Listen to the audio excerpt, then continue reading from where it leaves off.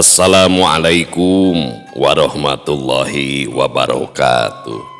Sampurasun wargi dulur baraya sadayana tepang dangudi sareng sim kuring Mang Ian Kidemang Gunung Halu dina acara anu maneh nyaeta dongeng Sunda. Dongeng zaman kiwari ala kiwari anu nyarioskeun lalakon kahirupan mangsa bihari atanapi kabaheulaan. Kumaha dararamang bala wargi sadayana? Atuh mugia aya dina ginanjar kawilujengan rahayu berkah salamet amin ya Allah ya robbal alamin. Dina waktos ieu sim kuring seja neraskeun hanca anu katunda dina pedaran dongeng anu judulna Nu Geulis di Pasir Ipis karya Kang Rompis anu manis nya an hanya kal geubis meni muringis di Ciamis. Ayeuna urang neraskeun kana hanca bagian anu K12. Pala wargi sadayananya terada tegang yuk karo pada episode 12 mah kamari kan Sudira teh nganteur dununganana neng Ina anu boga budak di ais budakna teh heug neng Ina teh ngurakene der teh Dewi Rarang datang panggih di pasar katingali Sudira keur ngais budak kete disangkana teh geus boga anak boga pamajikan atau nu asalna deudeuh jadi geuleuh anu asalna cinta jadi ngewa. Duh tapi kumaha tahnya abi jadi baper kieu kumaha carita nu salajengna sata acan dilajeng kade ulah hilap anu teu acan subscribe mangga di subscribe heula YouTube Kisah Tanah Sunda nya mugia nya sing baca sing loba subscriberna. Anu parantos subscribe sim kuring ngahaturkeun debu nuhun laksa ketika bingahan atuh mugia ieu dongeng teh sing tiasa janten rencang anu ngahibur pala wargi sadayana nya. Kang ibu-ibu bari masak geroh nyeuseuna nya bari ngomongkeun panci katel sagala rupa we da ibu-ibu mah geuningan wakweko. Oge ka bapak-bapak bari santai nya bari ngopi di bumi na sewang-sewangan anu nuju di Padamelan bari ngajait di kantorna nya di perjalanan da Kang Asep urang Ciamis supir travel esok bari nyupiran teh bari ngupingkeun dongeng da teh nya mun amekeun manehna teh lamun nyebut Kasep heug siga tukang dongengna teh sirik eta mah jelema teh sirik kan nya. Kum pokona mah kadulur-dulur nu aya di lemur barain nu aya di kota oge di pangumbaraan mugia ieu sing tiasa janten naon teh rencang anu ngahibur ka pala wargi sadayana. Ulah hilap di like di komen sareng di share linkna ulah di download videona nya di upload dina Facebook. Pelanggaran da teh tidak menghargai karya orang lain ya. Supados tenyang kolong ting kana waktos ayu urang sami-sami ngalajengkeun ieu lalakon Nu Geulis di Pasir Ipis karya Kang Rompis. Oke kapala wargi nu hoyong nyawer tiasa kana nomor dana aya dina deskripsinya. Tak kitu pala wargi sadayana hayu urang sami-sami ngalajengkeun ieu dongeng Sunda Nu Geulis di Pasir Ipis karya Kang Rompis. Mangga kaparayun sadayana wilujeng ngadangukeun prung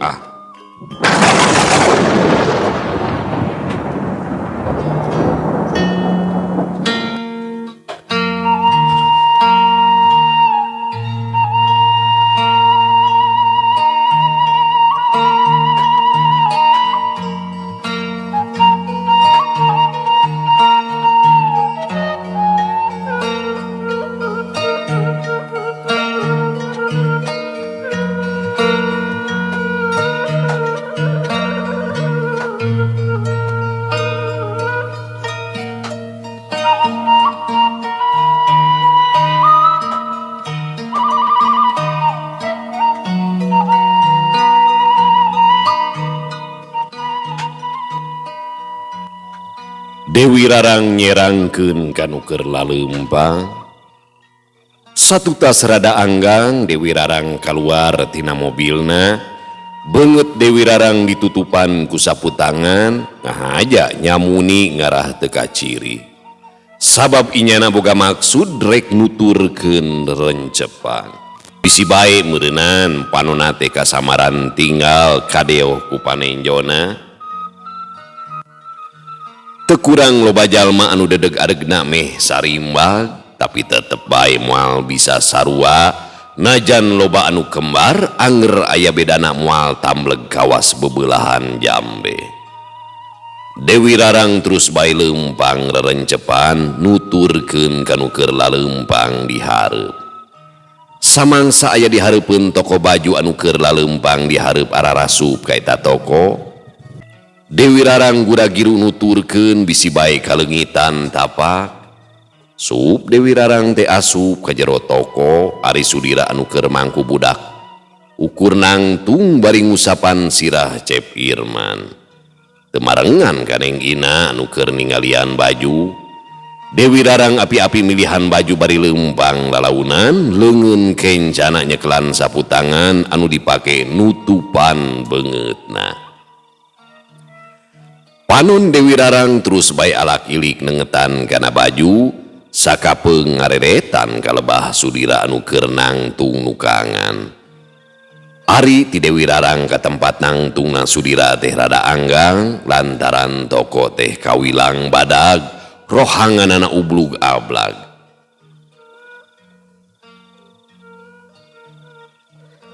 Mangga Den dipilih Irak suka neme dongkap di kota Bandung.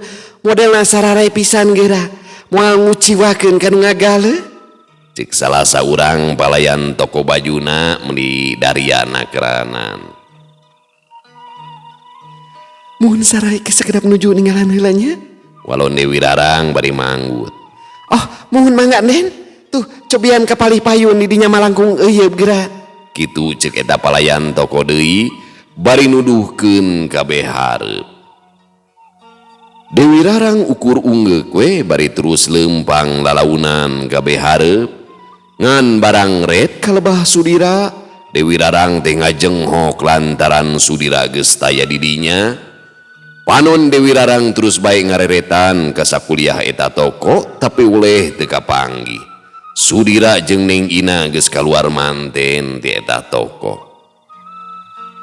Dewi Rarang gura-giru kaluar ti eta toko bari panonna teu oleh rurat reret. Sanggeus aya di luareun toko, Dewi Rarang terus bae luak lieuk susuganan bae masih bisa katingali ringkigna angger teu kapaluru. Teuing kunaon najan teu yakin lamun eta teh Sudira tapi keukeuh ngarasa panasaran. Bari hanjelu Dewi Rarang balik deui ka tempat anu tadi anu maksudna rek meuli sabangsaning kue keur Sudira. Dewi Rarang salse pisan lempangna hatena geus mimiti regreg lamun lalaki anu tadi teh lain Sudira tapi jalma sejen anu me sarua meureunnan dina tangtunganana. Tapi barang ngareret ka belah katuhu, Dewi Rarang teh ngaranjug sabab atrapisan lamun eta teh Sudira moal menjog panenjona. Sudira teh keur mangku budak, inyana nangtung ngarendeng jeung Neng Ina anu keur milihan sabangsaning kadaharan. Beungeut Dewi Rarang reup geuneuh rai pia satu kaamek meh teu kaampeu hampir modal minuhan ragana. Mun kongang mah hayang ngamuk nguak ngawik nyarekan laklak dasar bari nyisia. Da wewe mah mun geus kitu teh nya geus ka huru timuru teh ya. Tapi untung kene Dewi Rarang masih kene bisa meper amarahna santeuna keur aya di tempat umum bari riab ku jalma. Tobat Gusti, dasar lalaki haram jada. Dasar lalaki ucus burung. Nyolong bade kawas anunya polos tomo. Sing goreng jurig jarian lebokeun buta hejo. Tobat teuing. Dasar wadukaan cacing kabentar guludug nepikeun ka gengek sia. Eta. Kitu ceuk Dewi Rarang kutuk keneng sorangan. Awahing ku nafsu kapegung. Beungeut Dewi Rarang tangka euceuy beureum teu sirikna hayang ngaleg-leg ka Sudira hirup-hirup. Ari Sudira anu memang teu apaleun lamun aya Dewi Rarang keur nyerangkeun ka manehna, inyana jongjon we mantuan milihan kadaharan jeung Neng Ina. Sakapeung Neng Ina nenggelan kana tak-tak Sudira. kawas nu geget nakeranan. Tong boromah ukur Dewi Rarang atuh. Jalma sejena anu pareng ningali kasudira jeung kaneng Ina geus pasti bakal boga angkeuhan lamun sudira jeung Neng Ina teh salaki pamajikan.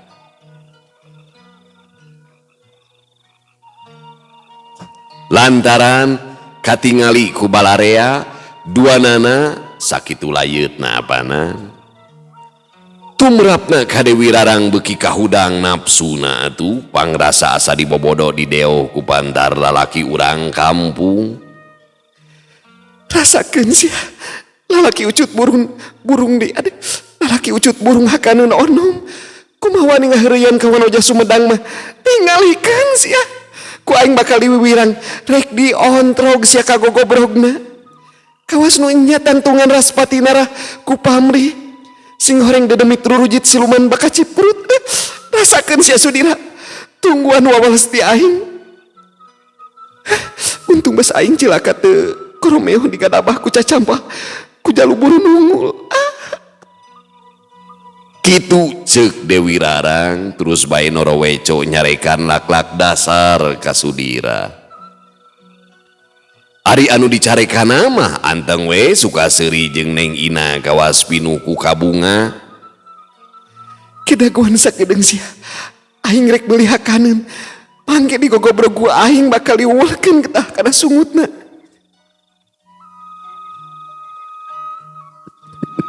Aing kabayang ceuk Dewi Rarang deui kacidana teulina kasudira banget asa disapirakeun beuneunan ngarekeun ka awewe rodek hulu. Dewi Rarang rurusuhan ini tidinya rek meuli kadaharan ka hiji toko kueh nu aya di peuntaseun jalan. Di toko kueh ka tempat sudira cicing teh kacidana ambeuna lamun sudira ini teh geus tangtu bakal katingali. Kangaranan awewe atuh sakumaha lungguh timpuh bager kayungyun oge samangsa dibobodo dinyenyerikeun rasana mah geus pasti bakal malik nyegag atuh kedaling lisana bakal kasar garihal. Kapan ceuk sakaol oge awewe diciptakeunna tina tulang iga lalaki. Ari tulang iga teh ya wujudna teh bengkung moal bisa dipapaksa sangkan lempeng kadon bekas nyalahan. Moal bisa oge diantep sakarepna anger we bengkung sabab lamun teu dibebener engkena kadon malik caluta. Lali dikodrat lat poho kana kawanitaanana.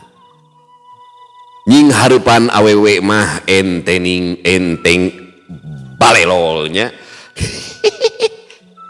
Nying harupan awewe mah entening bangga entengna awewe mah uduh pangrasana gampang diolok babari ngumbar cimata deui gampang kahudang mamarasna gampil oge dibebenerna ku cara nu kaharti ku pikirna lindeuk taluk asal kahontal ku akalna kudu leuleuy kedeuk cenah lamun saban geureuh teh kudu asak tinimbangan nalika dirina nyieun kasalahan.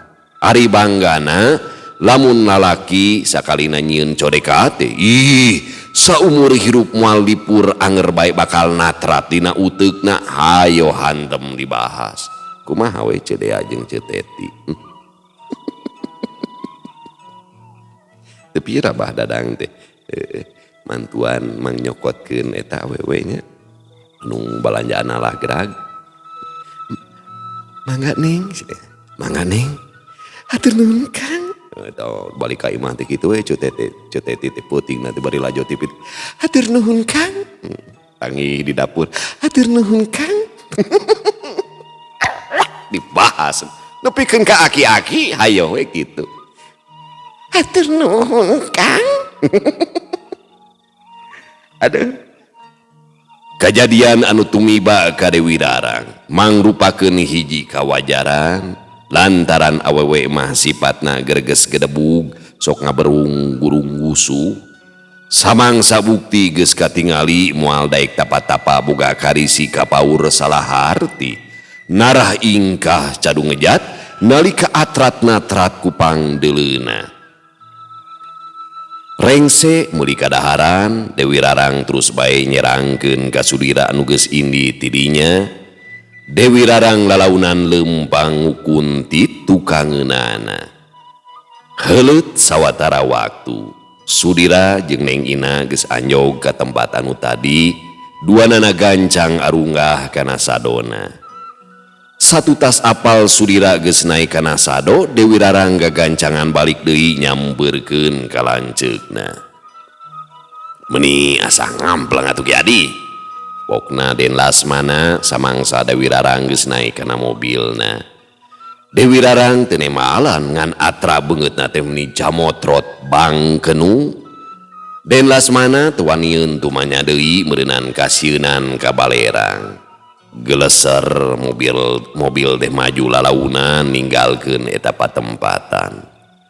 Saja jalan taya nu cacarita. Dewi Rarang ukur ngabetem ngan sorot panona kawas ngemuka ceuceub. Sangeus rada lila kakarek Dewi Rarang teh ngawakca. Aka gaduh kawawuhan teu anu tiasa ngarak-rak iga. Wios awis oge moal burung dibayar ku abdi. Memeh ngawalon deh. Anjir awewe geus kaluar jahat aja. Eleh lalaki teh. Memeh ngawalon Den Lasmana ngareret heula ka Dewi Rarang lantaran asa teu kaharti ku caritaan Dewi Rarang. Gaduh teu Aka? Cek Dewi Rarang deui tumanya. Maksudna ngarak-rak iga kumaha ieu teh Ki Adi? Asa teu ngarti Aka mah. Walon Den Lasmana bari keru. Muhun tukang ngarak-rak iga? Ke. Maksud Ki Adi teh jagal anu biasa ngarak-rak iga sapi atawa muning mah meureunan kitu meureun. Cek Den Lasmana beuki heran ku caritaan Dewi Rarang. Teu naon jagal oge nu penting mah tiasa ngarak-rak iga jalmi we. Walon Dewi Rarang taya riuk banyol. Mobil teh rada ngarengkog lantaran remna kajejek ku Den Lasmana. Awahingku kaget meureunan. Ke. Ki Adi teh kunaon ieu teh betara tisasari. Teu hareng mah kitu. Cek Den Lasmana bari nyabak tarang Dewi Rarang ku leungeun kencana. Teu taar mah teu panas kan dilebet mah mending ngagulak badis kawah Gunung Tangkuban Parahu. Raos meureunnya upami nyetrok kulu jalmi teh. Pokna Dewi Rarang kacida kekeremetna ka Sudira. Den Lasmana beuki bingung ngadenge caritaan adina teh. Antukna mah mobil teh dikasisikeun. Reg mobil eureun. Cik balaka aya naon atuh Ki Adi? Di Bandungan teh meuni asa beuki ngacapru. Sakirana aya masalah sok balaka ka Aka. Ulah nyiar-nyiar pika melangeun kanu jadi lanceuk. Mending balik deui we ka Sumedang daripada jadi pikiran ka Aka. Kitu ceuk Den Lasmana kacida hariwangeun ka Dewi Rarang. Kapan Dewi Rarang mah kaceluk porenges arang langka nguluwut atawa amuk-amukan depugu tukang banyol pan Dewi Rarang mah. Hayu ih kalaliren di dieu. Teu naon abdi mah keuri tadi mah pan. Walon Dewi Rarang maksakeun seuri. Bener eta teh Den Lasmana cangcaya. Leres atuh Aka. Ih, daek dikepret kuno keke di kadekru bedaug leungit. Walon Dewi Rarang deui nyikikik seuri miceun semu. Sok padahal hatena mah anger bae ngagugudu gahaya ngajejeleh ka Sudira. Den Lasmana teh teu ngomong deui. Keleuyeung mobil maju deui lalaunan. Heuleut sawatara waktu mobil geus anjog ka wates lembur pasir angin. Mobil teu bisa asup ka jero lembur lantaran jalana kacida heureutna. Ayo turun geus nepi ye. Kajeun ku Aka diajab nepikeun ka imah babaturan Ki Adi. Ceuk Den Lasmana bari muka panto mobil. Dewi Rarang ukur gideug. Kedah Aka cing percanten ka abdi moal dugikeun ka ngajahatkeun manah Aka sareng Ama. Abdi ge da gaduh emutan. Aya nanaon mah kari ka pasir ipis we kasih Aki eot. Pokna Dewi Rarang tatagna keranan sangkan lanceukna percaya. Urang lemur pasir angin anu kabeneran aya di lebah dinya muni raronghok we narempokeun kana mobil sabab arangrang ka zaman harita mah aya mobil ngulampreng ka lembur pasir angin. Kajeun atuh ari kitu mah. Ngan cing hati-hati di dieu kudu bisa tapa-tapa ulah ngerakeun nyieun laku kurang hade. Cing inget ye sekeseler turunan urang tepan lain jalma biasa. Jadi ge pasti bisa ngartikeun meureunana. Kitu ceuk Den Lasmana mepelingan kanu jadi adina. Atas ceramahna raraosan mah tebih ti masjid ieu teh. Pletak atuh mastaka Dewi Rarang teh diteke ku Den Lasmana. Dewi Rarang ukur nyikikik seuri. Aka rek langsung balik we nya ngarah teu buri teuing. Ke poe Sabtu aka ka dieu deui. Ceuk Den Lasmana amitan ka Dewi Rarang rek balik deui ka Sumedang. Muhun Aka hati-hati di jalannya, ulah ngebut di jalanna. Walau Dewi Rarang ngarangkul heula ka lanceukna. Den Lasmana ngusapan rambut Dewi Rarang ka cidadeudeuhna. Dewi Rarang kaluar tina mobilna bari ngaringkid babawaanana. Mobil maju lalaunan ninggalkeun lembur pasir angin. Dewi Rarang ngadadahan ngagupayan ka lanceukna. Satu tas mobil lanceukna jauh Dewi Rarang rurat reret nengetan kayaan di dinya. Antukna mah Dewi Rarang teh leumpang lalaunan mapai jalan lembur. Sanggeus leumpang rada jauh Dewi Rarang ngaraneg heula sabab jalan teh nyabang tilu aya anu ngatuhu ngenca jeung jalan anu lempeng. Dewi Rarang culang cileung susuganan aya jalma pareng anu ngaliwat ka lebah dinya teu nyalahan. Ti lebah jalan pakebonan aya saurang lalaki keur leumpang salsena keranan. Dewi Rarang gancang nutup beungeutna ku sapu tangan, tekung silila eta lalaki teh geus anyog ka lebah dinya, pok bae Dewi Rarang tumanya. Hapunten Kang, bade tumaros dupi rorompokna Sudira teh palimana. Sudira Abah Osid gitu. Pokna eta lalaki malik tumanya, panonna nengetan ka Dewi Rarang. Ari eta lalaki teh tayalian iwal ti si Otang sobatna Sudira inyana karek balik ti kebon. Dewi Rarang ngahuleng lantaran teu apaleun ngaran bapana Sudira mah, tapi antukna mah Dewi Rarang teh unggeuk. Kalarasan pun Kang, oge bade kabumina ieu teh. Mangga tuturkeun Kang Ning. Ceuk si Otang someah bari terus bae leumpang ti heula. Dewi Rarang teu nemalan inyana leumpang nuturkeun si Otang. Sajuruning leumpang teh si Otang ngagerentes. Saha ieu awewe teh? Diimeutan beungeutna teu sidik ditutupan ku sapu tangan. Oh, urang lemur anu ngahaja nyusul Jang Sudira kitu. Lantaran Jang Sudira mah pan tukang ngatrok. Wah, awewe nu minta tanggung jawab. Duh, sia moal teu geunyeuleng ieu. Ari Dewi Rarang geus nyipta samangsa amprok jeung Sudira. Manehna rek ngawulan Sudira sarta bakal diwiwirang dihareupeun kaluargana. Lamun geus puas Dewi Rarang rek indit ka pasir ipis. Teu lila di antarana si Otang jeung Dewi Rarang teh geus anjog ka imahna Sudira. Jang Sudira, ceuk si Otang ngagerowan ka Sudira. Manehna teu apaleun lamun Sudira teh keur kadayeuh jeung Neng Ina. Meuki jeung gegerewekan di luar ilaing teh. Otang, kawas kakarek wae ilaing mah. Ceuk nu di jero imah anu tayalian ti Ibah Osid geus tangtu apaleun pisan kana sora si Otang. Ari si Otang lain teu hayang langsung asup ka jero imah tapi boga maksud sejen. Si Otang kasieunaan lamun eta awewe teh nyieun kariweuhan. Lumatak ngagerowan heula Sudira ngarah keluar. Yap, ka dieu asup ilaing teh, lain ngajentul di luar. Si Jang Sudira macan balik ti dayeuh. Ceuk Bah Osi deui nita asup ka si Otang. Samangsa ngadenge caritaan Mbah Osid, Dewi Rarang beki yakin bae lamun manehna teu salah paningali atawa kasamaran tinggal.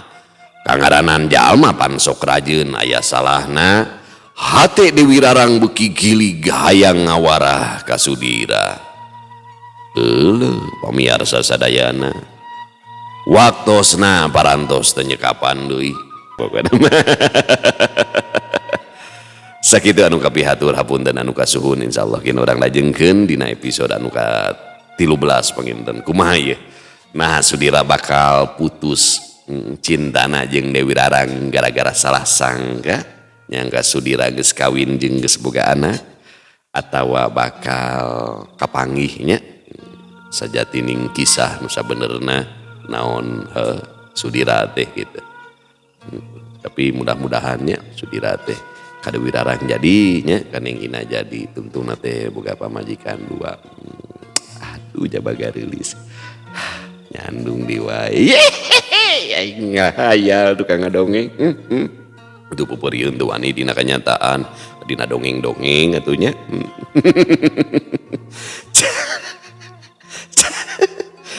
Cag urang tuna dihanyuang siang urang teuneun dihaneuleum sieum baranti nyokot ninggalkeun mangsa datang kasampeur deui.